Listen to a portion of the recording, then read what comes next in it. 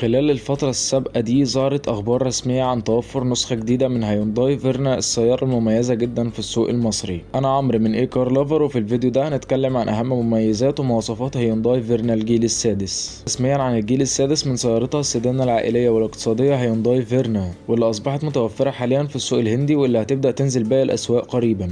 خلينا أعرفك عن بعض التجهيزات اللي بتتوفر في العربية وبتكون مميزة في الجيل ده.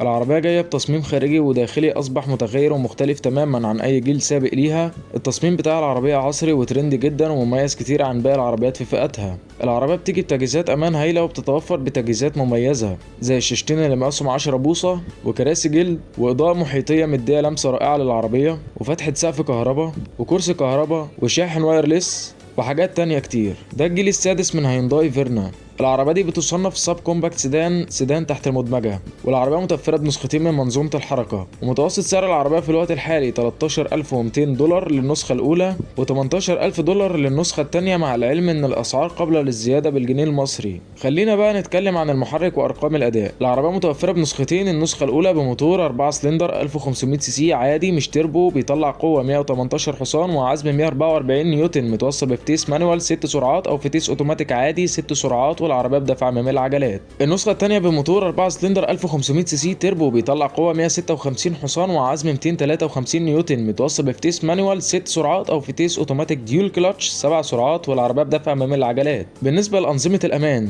العربيه متوفره بانظمه امان مميزه زي ان فيها 6 اير باج واي بي اس نظام منع انغلاق الفرامل، وتي بي ام اس نظام مراقبه ضغط الاطارات، وفرامل انتظار اوتوماتيكيه، ونظام التحذير من التصادم الامامي، ونظام مراقبه النقط العاميه، ونظام الحفاظ على السير داخل الحاره المروريه، ومثبت سرعه ذكي وتفاعلي، وحساسات اماميه وخلفيه. ودي كانت اهم المعلومات المتوفره عن العربيه. سيب لنا رايك في التعليقات عن شكل العربيه وتصميمها، وهل ممكن تتوفر في السوق المصري وتنجح ولا لا. اتمنى يكون الفيديو عجبكم وقدرتم تستفيدوا منه. ما تنسوش لايك وشير للفيديو، وتسيبوا لنا تعليقاتكم عن ايه الموضوعات اللي محتاجين نتكلم عنها الفتره الجايه، وكمان تتابعونا على فيسبوك، هسيب لكم لينك البيج في الوصف، ويا ريت كمان تشتركوا في القناه، هسيب لكم لينك القناه في الوصف برضو.